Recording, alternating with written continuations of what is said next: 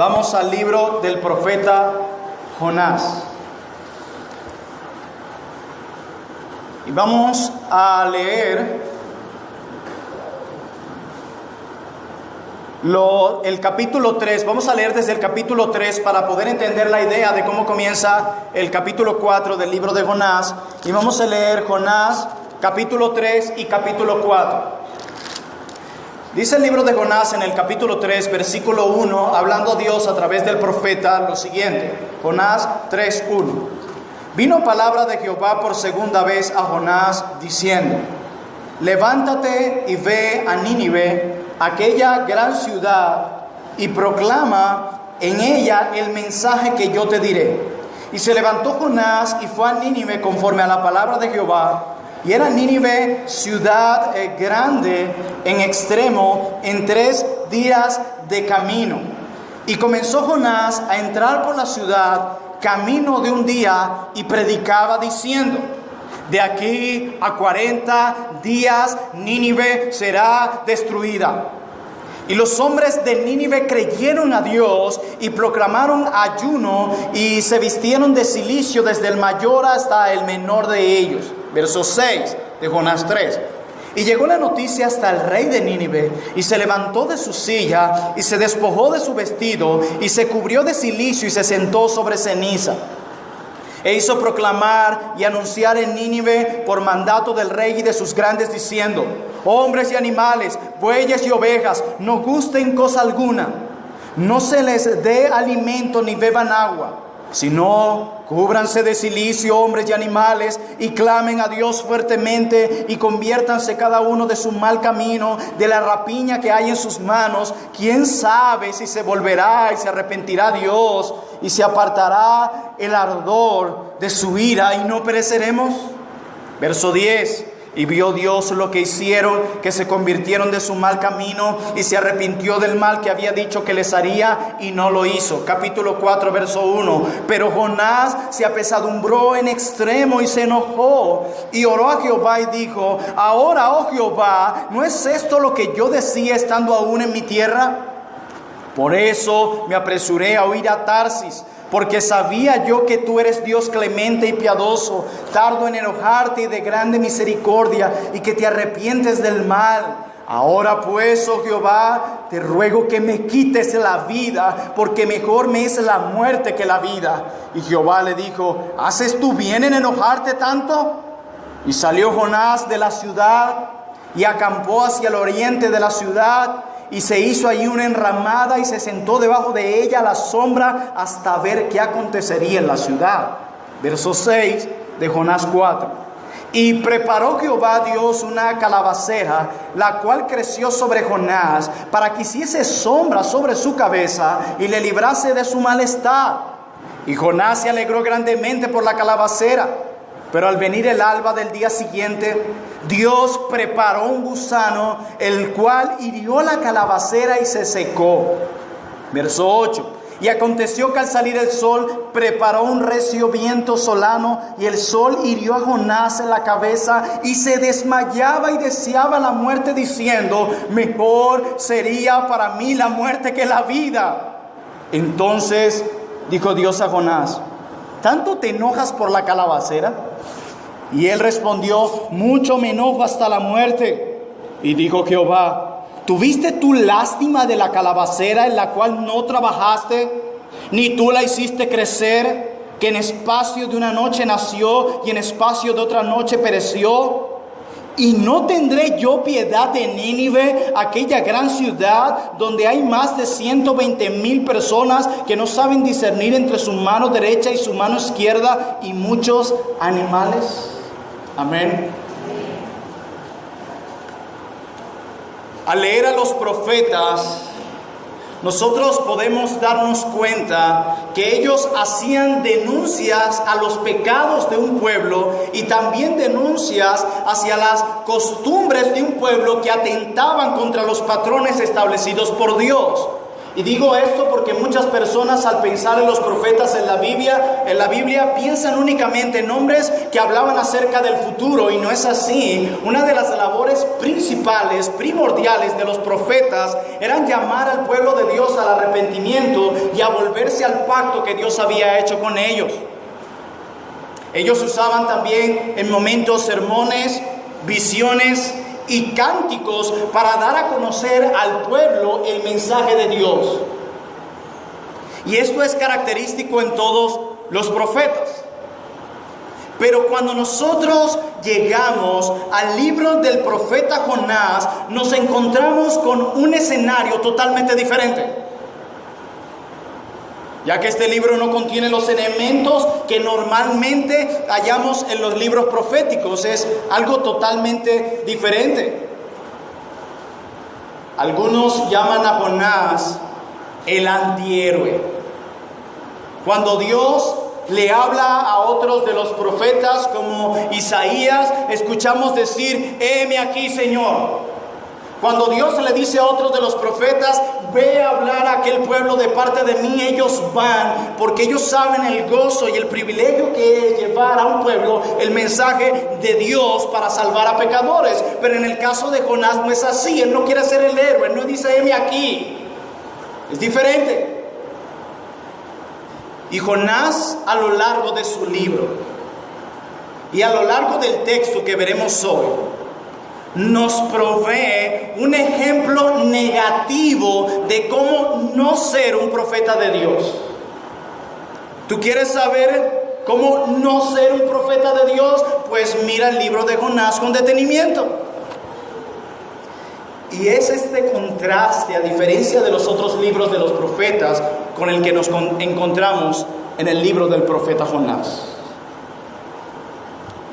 Miremos por un momento el capítulo 1. Voy a darles un paseo del capítulo 1 al 4 rápidamente. Jonás, capítulo 1, versículo 1 y 2. Dice, así comienza el libro: vino palabra de Jehová a Jonás, hijo de Amitai, diciendo: levántate y ve a Nínive, aquella gran ciudad, y pregona contra ella, porque ha subido, mira esto, porque ha subido su maldad delante de mí. Y Jonás se levantó para huir de la presencia de Jehová a Tarsis, y descendió a Jope, y hay una nave que partía para Tarsis, y pagando su pasaje, entró en ella para irse con ellos a Tarsis, lejos de la presencia de Jehová. Dios le ordena a Jonás ir a Nínive. Nínive era capital de Asiria, y lo que Jonás hace desde el principio es huir, huir y huir. Nosotros tendemos siempre a querer escapar de los problemas y de nuestras responsabilidades. Huir. Luego Dios coloca a Jonás en el vientre de un gran pez. El texto no dice una ballena, dice un gran pez. Y es allí, dentro de ese gran pez, Dios le preserva la vida a Jonás. Miremos Jonás capítulo 1, versículo 17, y dice la palabra de Dios: pero Jehová tenía ¿qué? Preparado, no olviden esa palabra, un gran pez que tragase a Jonás. Y estuvo Jonás en el vientre del pez 3 días y 3 noches. Y Dios, en un principio, si ustedes leen el capítulo 1 que vimos hace rato al principio, cuando él huye a Tarsis y se coloca dentro de una nave, se desata una gran tormenta, que estos hombres, mientras estaba Jonás durmiendo, levantan y le dicen: ¿por qué es esto? ¿Será por ti? Y dice el texto que echan suertes, y sí, comprobaron que era por Jonás. Y él dice: sí, Jehová le ha traído esto. Y él, para quitarles esa carga, se lanza en medio del mar.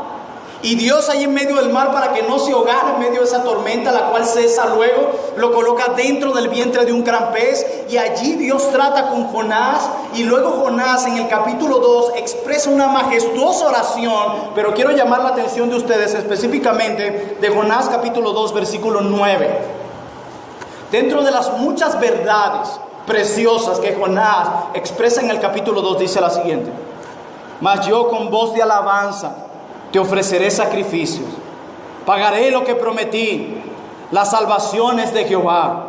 Y mandó Jehová al pez y vomitó a Jonás en tierra. Increíble.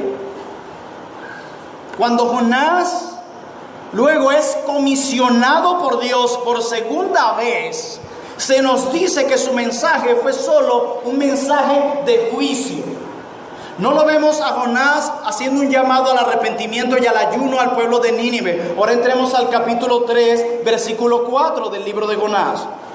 Y comenzó Jonás a entrar por la ciudad, luego que es comisionado por segunda vez, camino de un día, y predicaba diciendo: de aquí a 40 días Nínive será destruida. Ese era todo el mensaje. De aquí a 40 días Nínive será destruida. No hay un llamado al arrepentimiento, no hay un llamado al ayuno. Esto es todo lo que dice Jonás. Pero luego vemos que cuando este pueblo, Nínive, esta nación pagana, se arrepiente y es perdonado por Dios, Jonás se enoja. Capítulo 3, versículos 6 al 10. Y llegó la noticia al rey de Nínive, y se levantó de su silla, se despojó de sus vestidos, se cubrió de cilicio y se sentó sobre ceniza, e hizo proclamar y anunciar en Nínive por mandato del rey y de sus grandes, diciendo: hombres y animales, bueyes y ovejas, no gusten cosa alguna, no se les dé alimento ni beban agua. Y mira lo que dice en el 8: sino cúbranse de cilicio, hombres y animales, y clamen a Dios fuertemente, y conviértanse cada uno de su mal camino, de la rapiña que hay en sus manos. ¿Quién sabe si se volverá y se arrepentirá Dios y se apartará del ardor de su ira y no pereceremos? Y vio Dios lo que hicieron los ninivitas, que se convirtieron de su mal camino, y se arrepintió del mal que les había dicho que les haría, y no lo hizo. Cuando Jonás ve que Dios perdona a este pueblo malvado, Jonás se llena de enojo. Y ahora podemos entender lo que sucede en el capítulo 4. Dice los primeros dos versículos de Jonás 4: pero Jonás se apesadumbró en extremo y se enojó y oró a Jehová y dijo: ahora, oh Jehová, ¿no es esto lo que yo decía estando aún en mi tierra? Por eso me apresuré a ir a Tarsis, porque sabía yo que tú eres Dios clemente y piadoso, tardo en enojarte y grande en misericordia, y que te arrepientes del mal. Hermanos, aquí tenemos a un profeta rebelde, resentido contra la compasión y la misericordia de Dios hacia los ninivitas.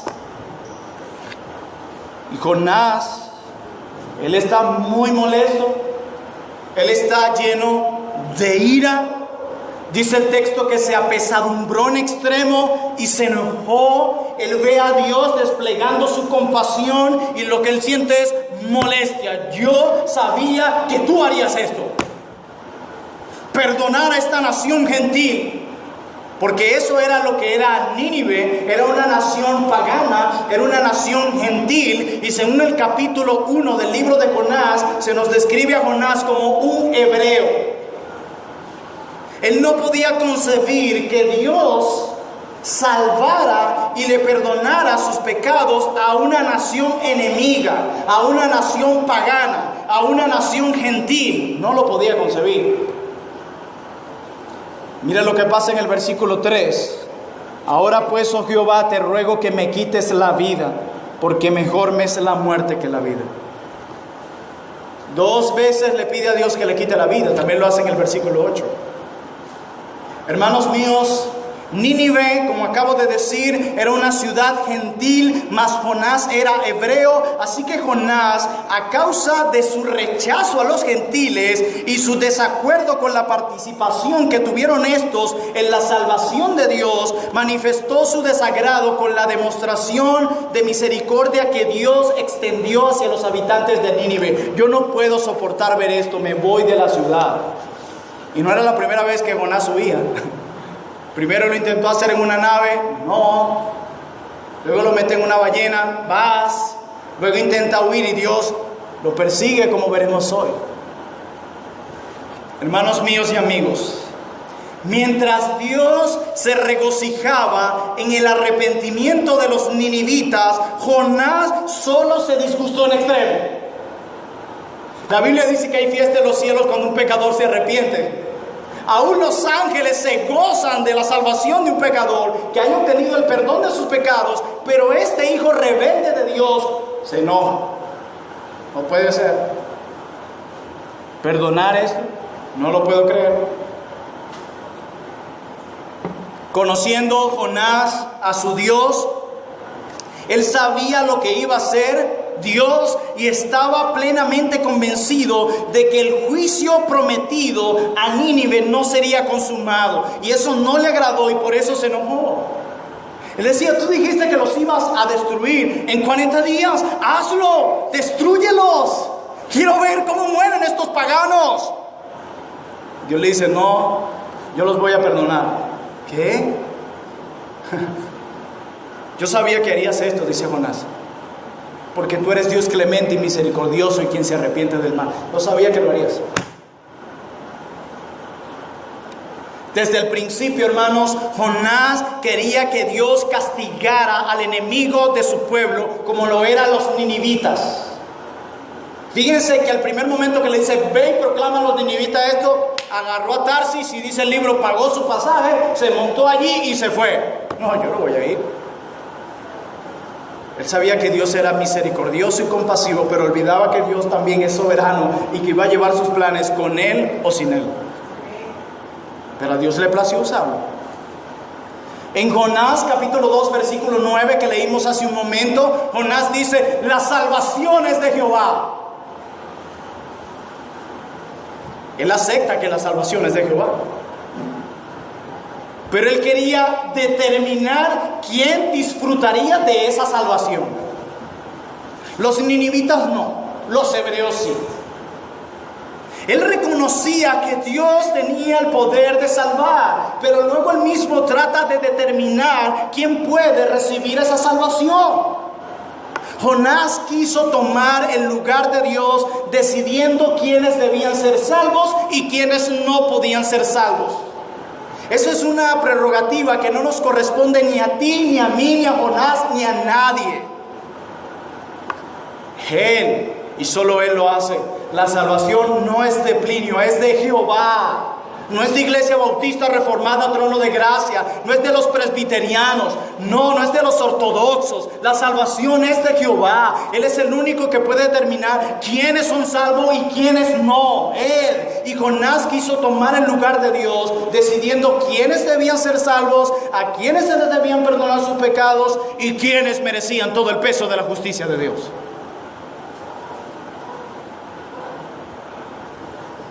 Y en el verso 3 le dice: mátame. Mejor es estar muerto que vivo. Aunque es Dios quien da la vida, y aunque es Dios quien quita la vida, también es Dios quien determina el cómo y el cuándo. Y Dios le dice a Jonás: hey, a tu petición, no. Jonás también tenía un conocimiento incompleto de Dios, porque Dios es un Padre amoroso. Amén. ¿Qué padre o qué hijo si le pide al padre: mira papá, sabes que tengo una petición para hacerte? A ver, hijo, todas las mañanas quisieras que me dieras con un bate de béisbol en la cabeza. ¿Qué padre se levantaría en la mañana con el bat? Hijo, buenos días, tal cual como lo pediste. Ninguno, ¿verdad? Sería una bestia. ¿Qué nos hace pensar que Dios va a responder este tipo de peticiones tan perversas? Muchos a veces dicen: Señor, pero ¿por qué me tienes aquí? Llévame. ¿Qué te hace pensar que ese Padre que te ama tanto va a concederte esa petición tan maquiavélica? A veces los cristianos creen que Dios está allí riéndose cuando nosotros estamos sufriendo. Eso. Sufre por tu pecado. Muy bueno que sufras. ¿Yo te mandé a ceder a la tentación acaso? Muy bueno. No. Dios se entristece del dolor de su pueblo. Cristo, aquel que fue tentado en el desierto, Él entiende nuestro dolor y nuestras tentaciones. Él se compadece de nosotros, dice el escritor de Hebreos. No se goza en el dolor de su pueblo. Entiéndanlo, Él es un Padre amoroso. ¿Qué le hacía pensar a Jonás que nuestro Dios, lleno de amor, con un amor infinito, iba a concederle esa petición? Y Dios le dice: no, Jonás. Mira lo que pasa en el versículo 5 en adelante. Y salió Jonás de la ciudad y acampó hacia el oriente de la ciudad, y se hizo allí una enramada y se sentó debajo de ella en la sombra hasta ver qué acontecería en la ciudad. Voy a ver qué vas a hacer. Él sale de la ciudad para protegerse del calor, lo cual se estima que ahí había una temperatura aproximada de unos 45 grados de temperatura, bastante calor. Él sale de la ciudad para protegerse del calor abrasador y allí edificó una pequeña enramada y allí se pone a esperar el juicio profetizado. Lo va a destruir. Mira lo que sigue diciendo acá, en el verso 6 de Jonás 4. Y preparó Jehová Dios una calabacera, la cual creció sobre Jonás, para que hiciese sombra sobre su cabeza y le librase de su malestar. Y Jonás se alegró grandemente por la calabacera. Pero al venir el alba, al día siguiente, Dios preparó un gusano, el cual hirió la calabacera y se secó. Y aconteció que al salir el sol, preparó Dios un recio viento solano, y el sol hirió a Jonás en la cabeza, y se desmayaba y deseaba la muerte, diciendo: mejor sería para mí la muerte que la vida. De nuevo acá. Muchas veces creemos que huyendo de un lugar a otro, los problemas se sanan. Nuestro Dios es omnipresente y nos buscará a todos lados, porque Él tratará con sus hijos aquí o en la China. Jonás pensó que yéndose se iba a solucionar el problema, y no, allí fue más fuerte, como veremos ahora. Cuando nosotros leemos un texto, debemos leerlo con mucho detenimiento. Y de repente, ahorita que lo leímos rápido, hay una frase que muchos tal vez no captaron, que se repite en nuestro texto y al principio del libro muchas veces. Y preparó Dios, y preparó Dios, y preparó Dios. Cuando vemos eso en un texto, deténgase. Dios preparó primero la calabacera, una planta que le dio sombra a Jonás. Luego Dios preparó un gusano para que secara la calabacera, y luego Dios preparó un recio viento solano, y en el capítulo 1 verso 17 dice que preparó un gran pez. ¿Qué es esto? Cuando investigamos acerca de esta palabra, esa palabra preparó que tenemos en nuestro texto significa distribución o distribuir. Eso es lo que significa. Y la idea en su sentido original es la siguiente. Esta palabra ilustra la idea de un padre bueno que toma un trozo de pan, lo parte y luego le da a cada uno de sus hijos según la porción que cada uno de ellos necesita. Es como si Dios tomara una porción y dice: Jonás, tú necesitas la calabacera, luego necesitas que se seque, luego necesitas el viento, necesitas un gran pez. Él sabe lo que necesita. Así que el pueblo de Dios recibe de la mano de Dios tanto la lluvia como la sequía de su mano paternal. El pueblo de Dios recibe de Dios una calabacera que le da sombra, pero muchas veces un gusano que la seca fuertemente. Hermanos míos, considerando el sentido original de esta palabra, es bueno resaltar que un padre prudente sabe qué necesita cada uno de sus hijos. De la misma manera, el pueblo de Dios, los cristianos, tienen a un Padre quien prepara, quien distribuye a su pueblo según su voluntad y según lo que necesitamos. A veces el pueblo de Dios recibe un gran pez que nos mantiene vivos, y otras veces un gusano o un viento solano que hiere nuestra cabeza. Ambas cosas vienen de Jehová. Eso es lo que Job expresó en un momento. Recibiremos el bien de Dios y el mal no lo recibiremos? Nuestro Padre sabe que Plinio Orozco necesita.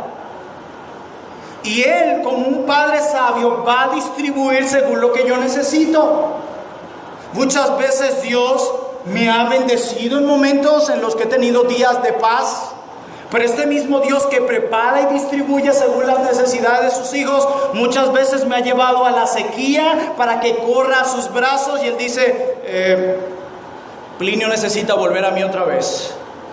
Llegó el momento de enviar un gusano que lo saque de su zona de confort y me trae a Él. Nuestro Dios es un Padre que conoce qué necesitamos y muchas veces nos da lo que queremos y otras veces no, y todo lo hace por amor. Su acto soberano va empañado de amor. Y es interesante ver la montaña rusa emocional de Jonás. Cuando Dios perdona a Nínive, se enoja. Luego viene la calabacera, gozo. Luego se le seca, se apesadumbró. Qué cambios emocionales, muy parecido a nosotros. Cambió su estado de ánimo inmediatamente. Y luego le dice, Jonás, allí afuera de la ciudad, fue donde Dios trató amorosamente, pero fuertemente con él. Ahí te va la sombrita. Hay momentos donde gozamos de esos privilegios, pero hay momentos que viene el viento y se seca la sombrita y el calor hiere nuestras cabezas. O sea que si es el Padre el que distribuye todo lo que necesitan sus hijos según su voluntad, permítanme preguntarles si lo que tú vives en tu vida de manera personal, familiar o a nivel de nación no es algo que Dios nos está trayendo a nosotros. Lo que pasa es que como tú no crees que es Dios, por eso tu gran frustración. Si es cierto, los hombres son responsables de su pecado. Nadie es un títere de Dios, nadie es un títere del diablo. El hombre actúa conforme a su voluntad. Así que Dios está usando, aunque Él no es autor del pecado, Él usa el pecado para su gloria y para nuestro bien. Así que Dios está usando aún la negligencia y el pecado de los hombres en nuestro país para darnos a nosotros como su pueblo lo que tú y yo necesitamos: salir de nuestra zona de confort y entender cuáles son nuestras prioridades, como veremos ahora. El verso 8 de Jonás 4: y aconteció que al salir el sol preparó Dios un viento solano, y el sol hirió a Jonás en la cabeza y se desmayaba y deseaba la muerte, diciendo: mejor sería para mí la muerte que la vida. Y de nuevo Dios dice: no. Es interesante que el gusano y la naturaleza fueron más obedientes que Jonás. Dios da una orden y la naturaleza la obedece. Él es quien hace salir el sol y la lluvia, la calma y la tempestad, es Él. Por eso decía el salmista: los cielos cuentan la gloria de Dios y el firmamento anuncia la obra de sus manos. Es más obediente el gusano y el viento, la naturaleza, que el propio profeta. Dios le quitó su comodidad física a Jonás, ya que su interés principal era su comodidad física. Y en el verso 10 al 11, Dios ahora habla al corazón directo de Jonás.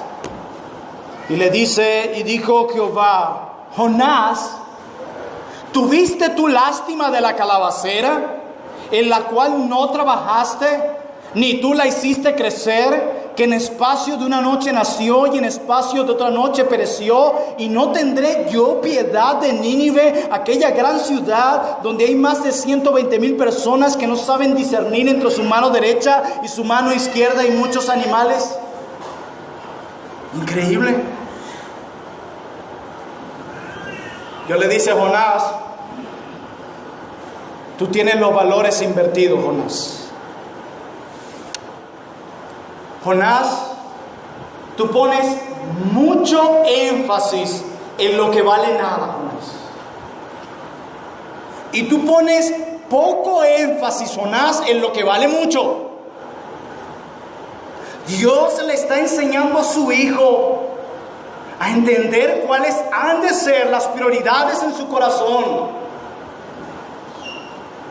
Le dice, tú estás poniendo un énfasis en lo temporal, en lo superficial, en lo frívolo de este mundo, en lugar de estar al pendiente de lo eterno, de lo más importante, de mi voluntad. Jonás, alíñate a mi voluntad, invierte tus prioridades. Y es lo mismo que Dios nos dice hoy a nosotros, iglesia en Venezuela. Estamos más preocupados por las cosas estúpidas y temporales de este mundo. Y me temo que de allí viene nuestra ansiedad, nuestras depresiones, nuestras frustraciones, que estamos poniendo mucho énfasis en lo que vale nada y poco énfasis en lo que vale mucho. Y mientras hagas esto, estés donde estés, tendrás una vida frustrada y sin paz, entiéndelo. El cristiano, si hay un momento en el que goza de mucha paz, es cuando se alinea a la voluntad de Dios. Y es lo que Dios le está diciendo a Jonás. No es lo que tú quieres, se trata de lo que yo quiero. Te lo vengo mostrando desde el principio, Jonás. Jonás estaba más preocupado por aquellas cosas temporales como la calabacera. Él no se goza en la salvación de los gentiles. Pero a pesar de eso, Dios trata con su hijo de una manera amorosa.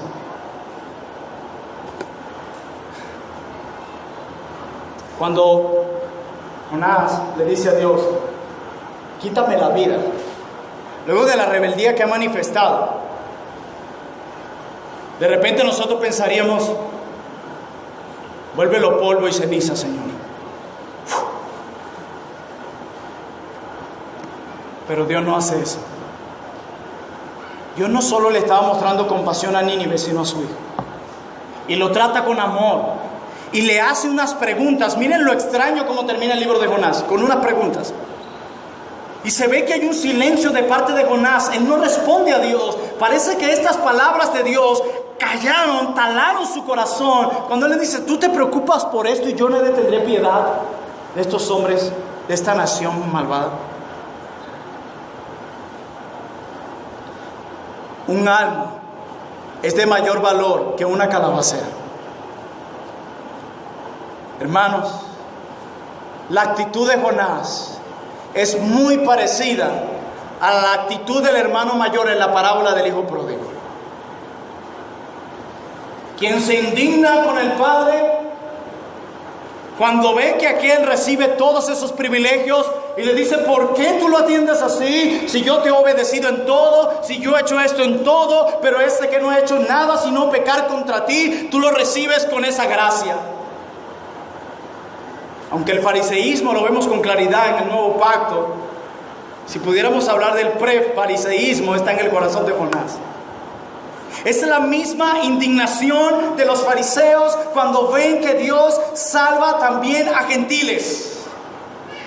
Es por eso que Pablo en Efesios capítulo 2 y Efesios capítulo 3 despliega esa verdad cuando dice el Señor de los dos pueblos hizo uno. Cuando dice en el capítulo 3 de Efesios, a mí se me ha dado a conocer el misterio de Dios. ¿Y cuál era ese misterio? Que Dios siempre fue su plan, salvar a los gentiles y no solo a los judíos. Y eso hacía rechinar los dientes de un escriba y de un fariseo, así como rechinaron los dientes de Jonás.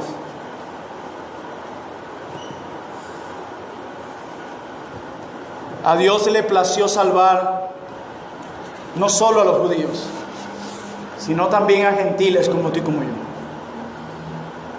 La salvación del alma no depende de raza o de color o de estatus social. La obtenemos por el puro afecto de su voluntad. La obtenemos únicamente por gracia. Hermanos, la salvación es de Jehová y Él es soberano en la salvación. Y ni Jonás, ni tú, ni yo cambiaremos eso. Y de esta manera enseña a Dios al corazón de su hijo rebelde. Y quisiera dejar algunas aplicaciones en sus mentes. En primer lugar, quiero decirles, amada iglesia, que las almas deben tener un gran valor para nosotros. Aquellas almas por quienes Cristo vino a morir. Yo quiero preguntarles a ustedes si realmente nos importa la condición de las almas de los pecadores. Detente a pensar en esto y sé honesto, por favor. ¿Cuándo fue la última vez que oraste con lágrimas en tus ojos por un alma perdida? Quita el llanto si quieres. ¿Cuándo fue la última vez que oraste con quebranto por la salvación de un alma? ¿Cuándo fue la última vez? Es más, allí donde estás tardando en empezar porque ni siquiera lo recuerdas. ¿Cómo entonces podemos decir que nos preocupa la condición del alma de las personas? ¿Cómo podemos decir que sufrimos todo por amor a los escogidos? ¿Cómo? Hermanos, no puede ser que anhelemos más que la barriga de muchos estén llenas mientras que los corazones están vacíos. Eso no puede ser. Hemos invertido entonces las prioridades, no estamos alineados con la voluntad de Dios. Y más en la situación en la que vivimos, todo es cómo está tu situación material, tu bolsillo, y lo decía en la predicación de Filipenses 4:4, pero nos preocupamos muy poco o nada en la condición de las almas. Es allí donde tú debes estar interesado. Prefiero entrar hambriento al cielo que con la barriga llena al infierno.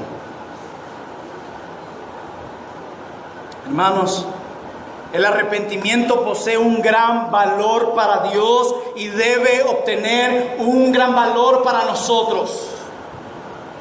Debemos gozarnos y anhelar el arrepentimiento de los hombres, que vengan a la fe, que se conviertan de su mal camino, que conozcan a Dios, que adoren junto a nosotros. En segundo lugar, debemos anhelar la salvación de los hombres. Y en la práctica eso significa proclamar el mensaje que salva a los hombres.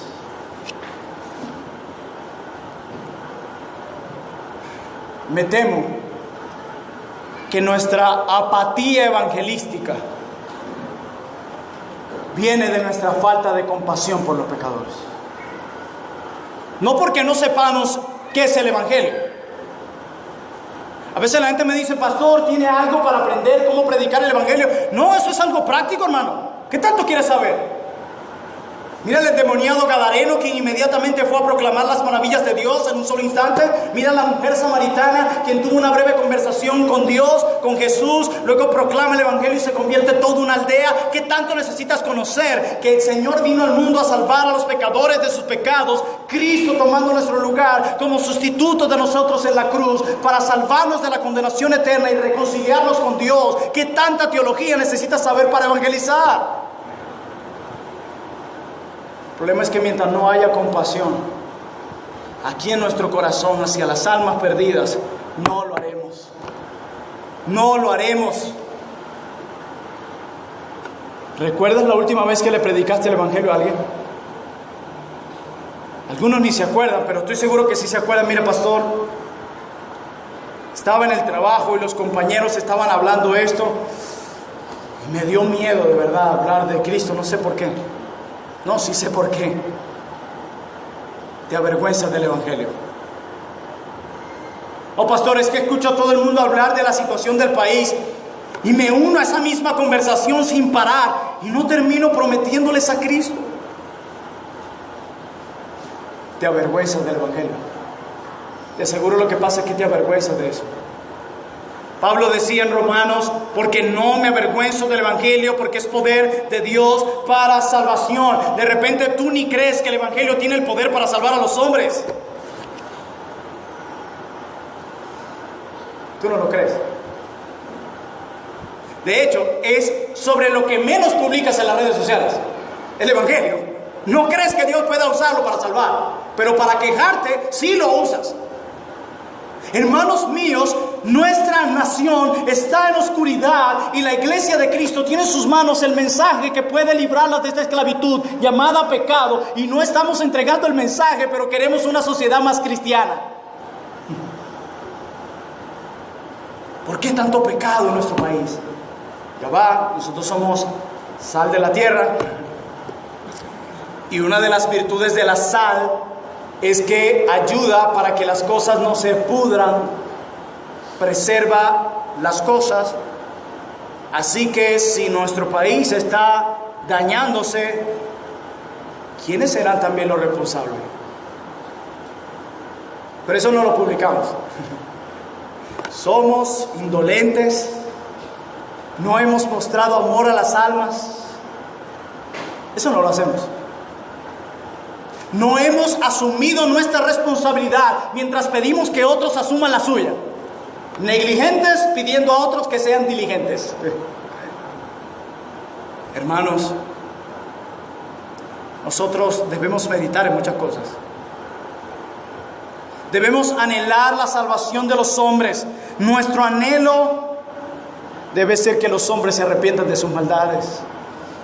El tema central del libro de Jonás es la compasión y la misericordia de Dios en la salvación de los perdidos. Y es eso lo que Dios le quiere enseñar a Jonás y a ti y a mí. Tú estás preocupado porque, ay, que me tropezaron, ay, que no me dijeron. Deja de pensar en tantas niñerías. Por eso es que vives una vida cristiana tan frágil y débil, porque en todo lo tonto ahí nos enfocamos. No, esto es prioridad, esto es tomar tu cruz, esto es proclamar el mensaje y estar dispuesto a morir por eso. Por eso es que Cristo dice: el que no toma su cruz no es digno de mí. Pero este texto también nos muestra que Dios es muy diferente a nosotros. Lo opuesto. Nosotros somos duros y crueles. Sí. Analiza tus motivaciones, tus pensamientos, tu accionar y sé humilde al evaluarte. Porque somos muy ágiles para ver el pecado del otro y para evaluar a los otros. No, evalúate tú. La Biblia te llama a evaluarte a ti. No dice examina a los demás a ver si están en la fe. No, examínate tú. Hermanos, somos duros y crueles, y me incluyo. Somos muchas veces insensibles y algunas veces hasta vengativos. Somos muy diferentes a nuestro Dios. Inclusive, algunas veces queremos monopolizar la compasión de Dios. Con este ten misericordia, con este aplica tu justicia.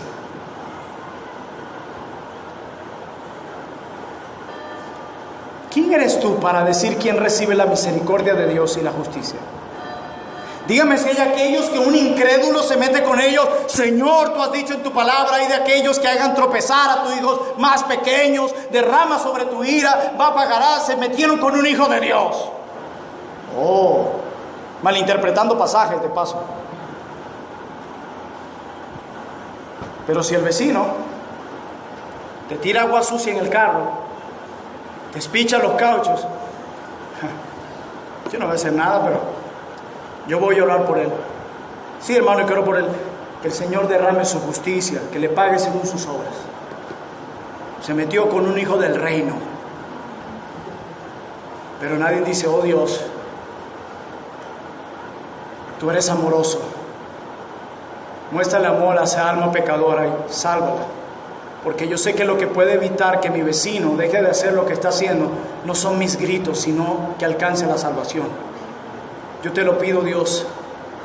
Y vas y le toca: vecino, ¿puedo hablar con usted? He orado por usted. Nadie hace eso. Estamos monopolizando la compasión de Dios. Jonás se entristeció por una ciudad no arrepentida. Él se entristece por una ciudad que se arrepiente, una ciudad que había sido perdonada. Pero Jesús llora por una ciudad no arrepentida que iba a ser juzgada. Qué diferente. Acompáñenme a Lucas 19, por favor. Evangelio según Lucas, capítulo 19.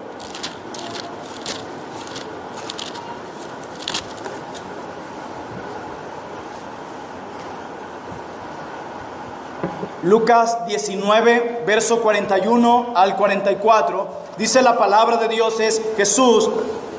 Y cuando llegó cerca de ¿qué? Y en Nínive también una ciudad. Al verla, ¿qué hizo Jesús? Lloró sobre ella. ¿Qué hizo Jonás? Se enojó en extremo. Verso 42, diciendo Jesús: oh, si también tú conocieses a lo menos en este tu día lo que es para tu paz.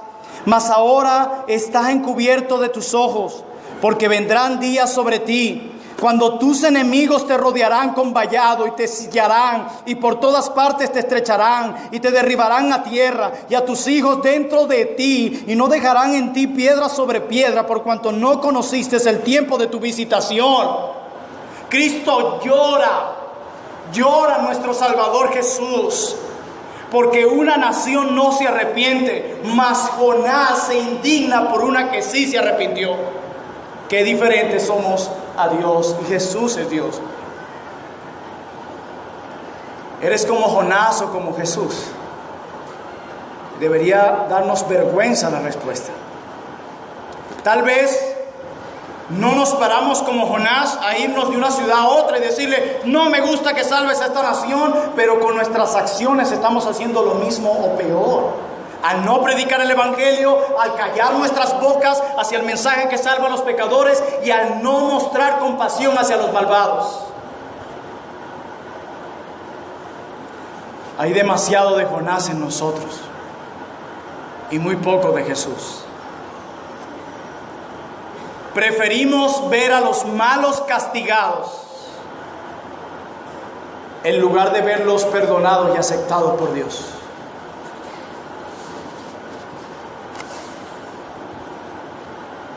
Cuando muere alguien, nuestro mayor dolor es saber que muere sin Cristo. A veces algunos: ay, pero tenía un futuro por delante, y eso sí, eso es cierto. Pero ¿de qué serviría ese futuro sin Cristo? ¿De qué? Es allí donde debe estar nuestro dolor, en la condición del alma de las personas. Hermanos, el perdón de los ninivitas es una muestra de lo que Dios siempre ha sentido hacia los gentiles. Antes de la fundación del mundo, dice la Biblia, que nos amó. Desde la promesa de Abraham podemos ver que Dios siempre ha querido bendecir a todos los pueblos de la tierra. La salvación de Jehová siempre ha sido universal. Pero Jonás no lo entendía. Tú y yo debemos anhelar la salvación de Dios para esta nación, Venezuela. Quebrar nuestras rodillas, derramar lágrimas de dolor por el pecado y anhelar la conversión de los hombres. Y al mismo tiempo proclamar el mensaje a los perdidos. No invertir nuestras prioridades. Debemos anhelar ser más como Jesús y menos como Jonás. Y Jonás nos dejó escrito esto para que tú y yo aprendamos. Cualquier hombre que hablara acerca de sí mismo en este mundo siempre va a evadir sus pecados. En el libro de Jonás no vemos eso. Hermanos míos, Dios quiere mostrarnos que tú y yo debemos ser compasivos y misericordiosos, que los hombres puedan llegar a la salvación de sus pecados, que puedan conocer a Cristo y no ser egoístas de como nosotros hemos sido salvados y perdonados, que los demás sean condenados. ¿Puedes tú orar así por un hombre malvado? ¿Por un gobernante malvado? ¿Por un vecino malvado? La Biblia dice que no hay justo ni a uno. No hay quien haga lo bueno. No hay quien busque a Dios. Y eso incluye a todo el mundo. Así que no trates de ver como cristianos a quienes no lo son. Hermanos míos, amados, piensen hoy. Salgamos de aquí rogando al Señor que nos haga más como Jesús, quien tomó nuestro lugar en la cruz. Y su lugar en la cruz significa algo más poderoso que sencillamente algo de madera, porque muchos hombres en aquel tiempo también eran crucificados. Lo que hace la diferencia es que Él fue inocente, nuestro sustituto, el Hijo de Dios colgado en una cruz por los pecados de la humanidad. Y aquellos que han recibido la compasión y el perdón de Dios deben mostrar a los otros compasión y perdón. Porque cuando tú no eres compasivo ni tienes un espíritu perdonador, la señal que tú estás enviando es que nunca han sido perdonados tus pecados. O sea que no eres creyente. Pero si tú lo eres hoy, debemos salir aquí anhelando la salvación del alma de más venezolanos. Anhelando que desde las autoridades superiores hasta un civil se conviertan a Cristo. Pero eso no va a pasar si tú y yo no abrimos nuestras bocas y le decimos a los hombres que hay esperanza en Cristo Jesús. No tengas temor, cristiano. Abre tu boca. No te preocupes como Jonás por las cosas temporales. Preocúpate por lo eterno. Alíñate a la voluntad de tu Señor. Y por sobre todas las cosas, evalúate, porque puedes estar monopolizando la compasión de Dios y determinando quién recibe juicio y quién misericordia. Ese es un trabajo de Dios y debemos imitar a nuestro buen Dios, quien mostró su amor para con nosotros, dándonos a su Hijo. Qué maravilloso acto de compasión y de misericordia. Ese es nuestro Dios. Él se complace en salvar a los pecadores. Tú y yo debemos anhelar eso mismo, quebrantar nuestros corazones por este país y que conozcan al Señor. Oremos.